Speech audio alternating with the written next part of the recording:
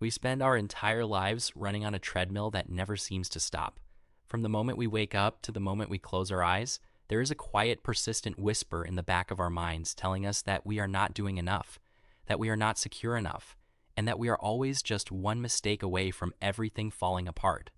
We carry around invisible luggage, heavy bags packed tightly with the guilt of yesterday's failures, the anxiety of tomorrow's uncertainties, and the bitter weights of grudges we refuse to let go of. We wear ourselves out trying to control things that were never in our hands to begin with. But 2,000 years ago, a voice cut through all this noise with a message so radical, it shattered the religious and social systems of the world.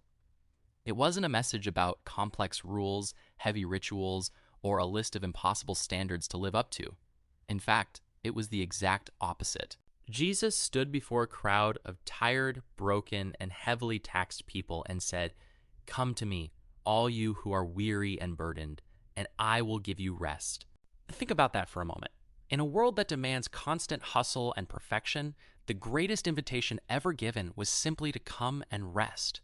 He looked at people who felt entirely disqualified and told them they were deeply, unconditionally loved exactly as they are right now. Not who they should be, not who they used to be, but who they are in this very moment.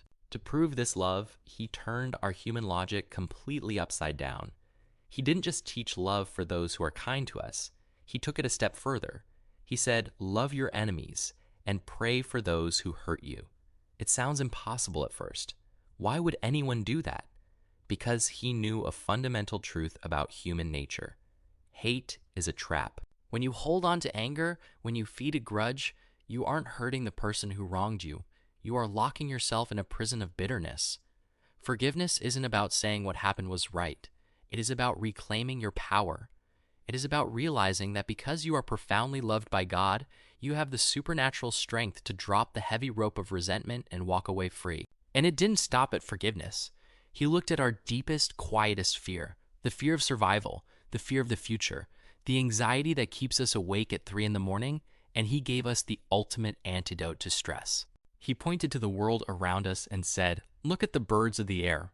They do not sow or reap or store away in barns, and yet your heavenly Father feeds them. Are you not much more valuable than they?" He was reminding us of our true identity. You are not an accident, and you are not forgotten. If the creator of the universe takes care of the smallest, simplest parts of creation, how much more will he take care of you? Anxiety cannot add a single second to your lifespan. It only steals the joy and peace of today. The promise was never that life would be completely free of storms, but rather that you could experience a